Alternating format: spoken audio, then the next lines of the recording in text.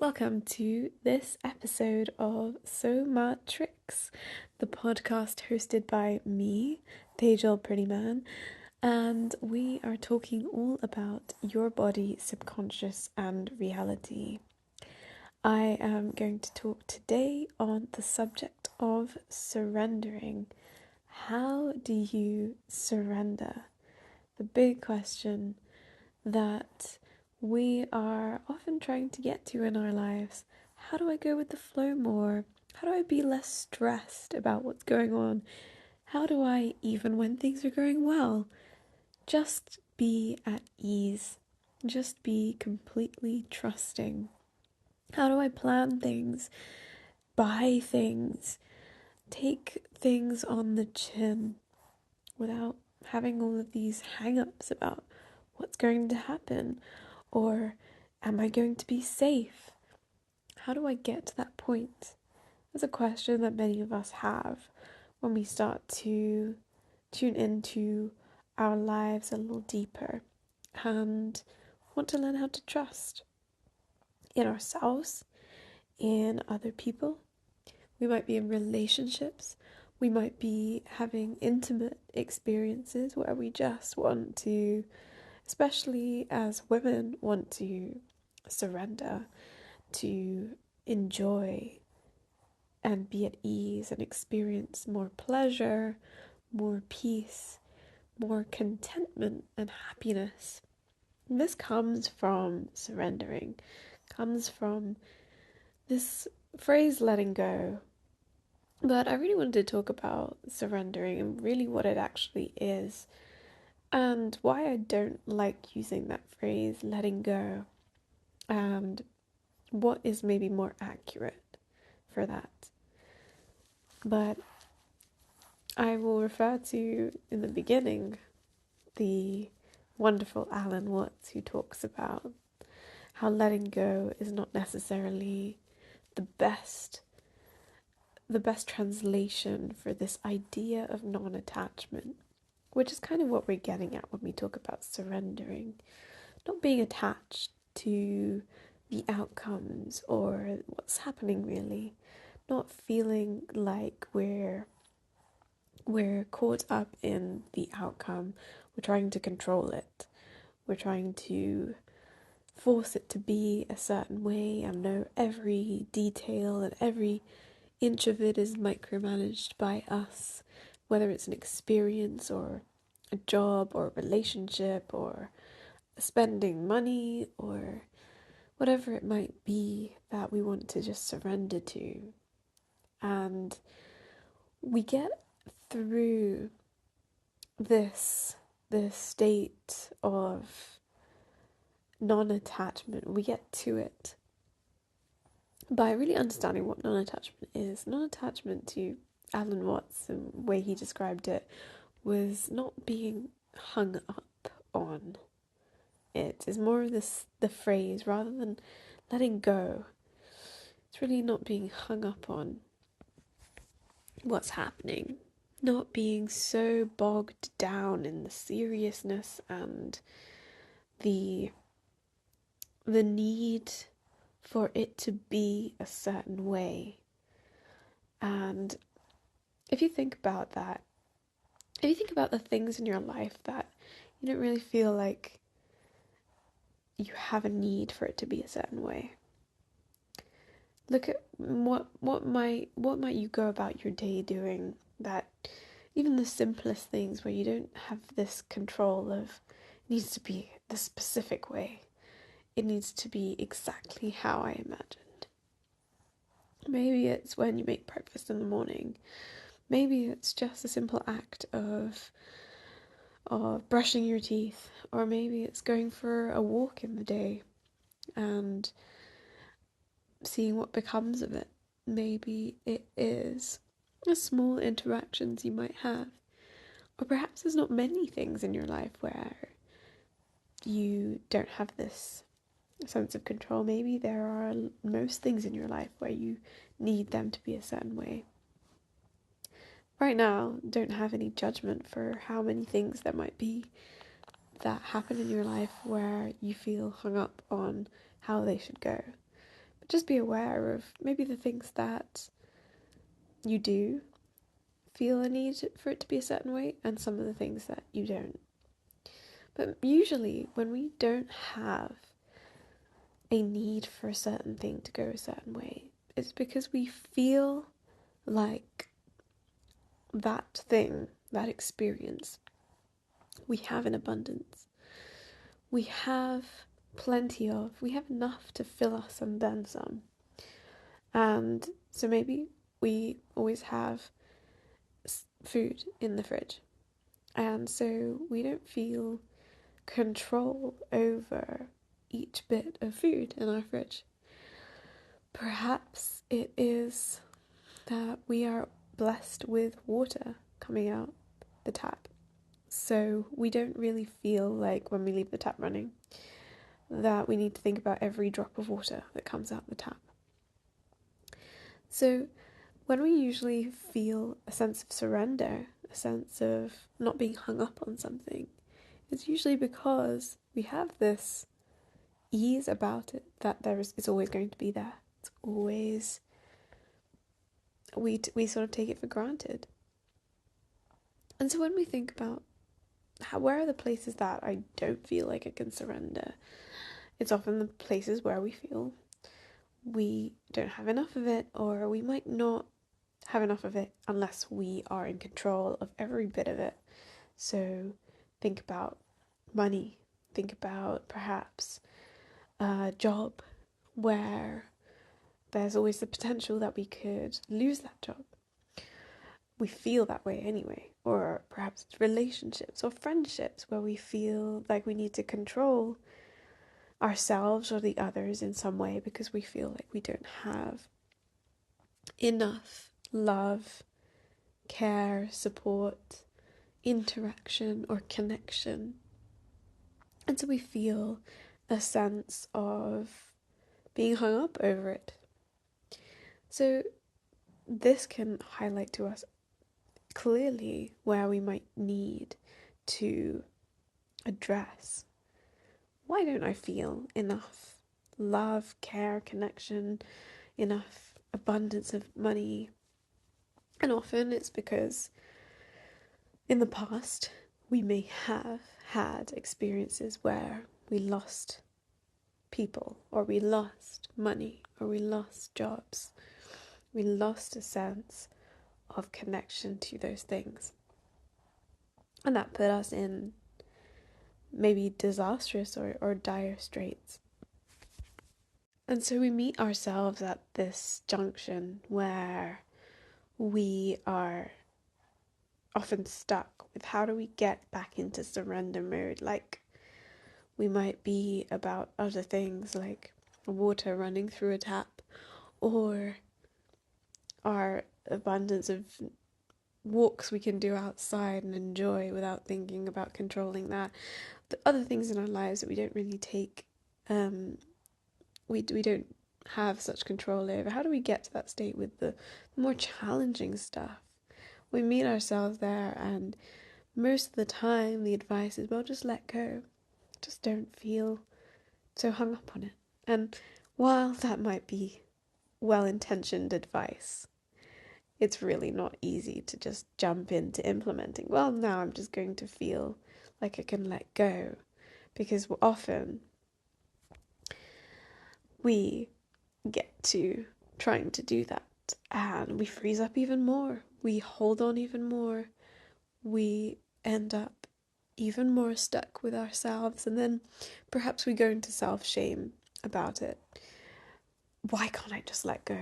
Oh, this is so frustrating. Why can't I just be like somebody who just is so easy around relationships, or so easy around friendships, or just goes out and does whatever they want and doesn't think about all of the bits of experience that they need to control. Why can't I be like them? And we go into blame and shame. And that's just the icing on the cake of complete self-sabotage for ourselves. When really, how we start to address surrendering is about understanding that our bodies have a pattern. And this is what I will continue to repeat in every episode, and why it's really important that we address that our bodies are where the pattern lies. And so when we have a pattern of lacking surrendering around something else, something, whether it's whatever it is, money, relationships, love, connection, experiences, adventures, our body says we don't feel safe doing that for some reason, a reason that you don't really need to know. All you need to understand is that I feel I need to be in control of X, Y, or Z because my body wants to protect from the event of not having that thing. And so when we think about having that experience, spending that money, or having that relationship where we just let somebody in, and or we have those friendships where we don't think about our every single thing that we have to say and do in order to retain that friendship, or in that job, having to think about being a certain way or say certain things in order to maintain that job, and we have all these other control mechanisms. When we think about just being free, being us, what happens in our bodies? And this is where we address our nervous system and where we start to repattern what is going on. We have to first tune in to what is going on when we try and do what we want to do, when we try and surrender, when we try and trust in that thing. What's the event that comes up in our body to stop us? And most of us have learnt to try and push past or think past that event in our bodies as if it's not the feedback that is the gateway to eventually surrendering. We just think, oh no, I can just bypass that by thinking the opposite, thinking that I can trust, telling myself it's okay to trust, or telling myself it's okay to surrender. And really, we're at a standstill there, and it's important that we address the body in order to finally put to rest this program that has stopped us surrendering, that has stopped us being at ease, and feel the generous abundance of that experience. And so for example, when it comes to, I'll give the example of spending money. When we have a pattern around not spending money and holding on to that money. I talked about this in the episode on victimhood. And holding on to money, not because, not necessarily because we are without it, but because we've always been in a pattern of holding on to it. And the real mechanism is that we feel a survival response around money in our bodies, a survival pattern. And so just saying to ourselves, I'll just let go and I'll just trust, and I can just trust in money. It's okay to trust in money. It's okay to surrender to money. When the body is screaming, hey, we don't feel safe with money going out of our account. And we don't feel that we can give. If we really tune into that for a minute, think about every instance of surrendering as the act of giving. Think of it as a relationship, not of letting something in or letting something go, but the act of giving something to, whether it's somebody else, some other entity, the collective, the world. That's really what surrendering is. We don't see it as that. When we're in survival, we think that surrendering is letting something inside and taking and protect and taking what we're trying to protect. And so in that mindset, we feel robbed. Every time we try and give money in a situation where we don't feel surrendered about money, or we try and give energy to a relationship where we don't feel surrendered around intimacy and connection, and letting somebody in is how we feel about it. I'm letting somebody into me, taking something. But that's the mindset we have. We always will feel robbed and like something is being taken from us, because that's the mode that the body is in. The body is trying to protect us because it's in survival. And so it's holding all of the energy inwards because it doesn't feel like we have enough. And that sense of not feeling like we have enough is going to hold on to every piece of energy it can.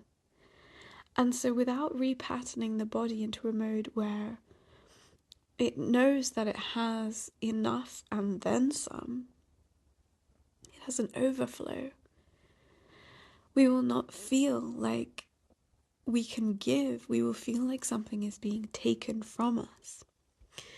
Let me give the example of being in intimacy, because this is when it often shows up too, is when we don't feel like we can surrender to a relationship. We don't feel like we can trust. We don't feel like we can be at ease.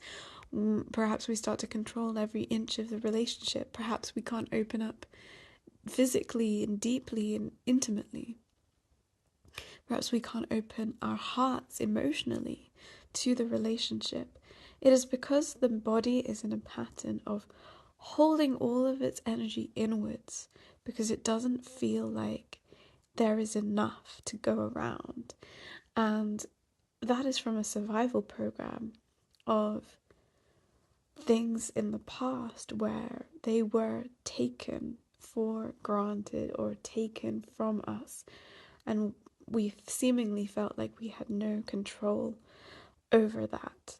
Perhaps we were in childhood experiences where our time, energy, and love was not appreciated, respected, celebrated, where we had authoritarian caregivers. Perhaps it was in situations where we were in poverty and we didn't feel like we ever had enough to give ourselves. And so the body stayed in this pattern of there is not enough for us. And of course, in a situation where the body says there is not enough for us, how can we possibly surrender when the true act of surrendering is giving from the overflow?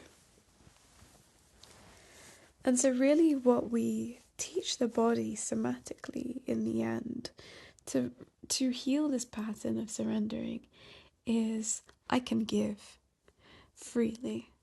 And I spoke about this. I would recommend going to my victimhood podcast episode for more of this. But in that episode, I talk about this briefly. Giving in this space when the body is ready to give does not feel depleting. And that is what true surrendering is to me, is giving when you feel like giving in the core of your body. And when it comes to intimacy, it really changes the entire dynamic of physical intimacy. When both parties want to give, I would say that the level of pleasure and connection is something that, in my experience, is way different to intimacy and attempts at pleasure from a place where neither parties or one of the parties does not want to surrender or give. And in the dynamic of partnership, when a woman in or female body in that space does not want to give, she often experiences that as some part of her in pain or so tense that she cannot experience pleasure. And the body is so clever, and when we are in a space where we haven't repatterned the body from this mode of we cannot give because we haven't we are holding all of our energy inwards, and the body feels like it cannot give. It does not have excess. There is no way that we can jump into a mode of giving from that place of abundance without actually repatterning the body. And I have tried this, and I have witnessed other people trying this, and it does not work. The body is far too intelligent. And if we were in a survival pattern of holding all of our energy inwards because we don't feel, or the body doesn't feel like we are out of survival mode, it doesn't matter what shows up in our space, we will struggle to give. It doesn't matter if 1,000 million billion trillion dollars are in our bank account. It doesn't matter if the most trusting people are right there in our lives. We will still be in a holding pattern, and until we repattern that mechanism that has not been told on a physical physiological level, we're no longer in survival. We don't need to get hold of our energy and keep it inwards. And the minute that switches, the body realizes, hey, we don't need to hold all of this energy in, and the things external to us aren't taking from us. I could give freely and still have all of my energy. And that can happen in a switch. It just involves us doing the courageous walk with our bodies of rewiring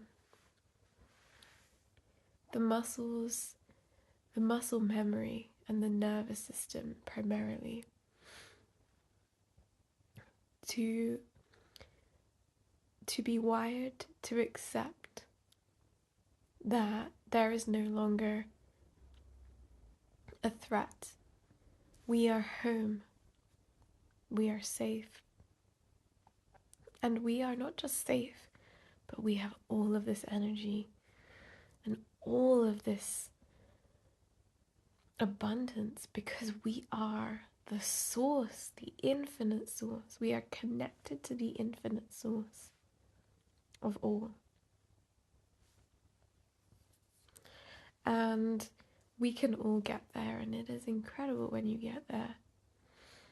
Because all of a sudden, it can be like a waterfall, like a dam breaking and water pouring out when it's all been like blocked for maybe decades, maybe lifetimes. And because remember that these stories aren't just ours, they are often our forefathers. You listening to this podcast in this episode, you doing this liberative journey, have probably come into this life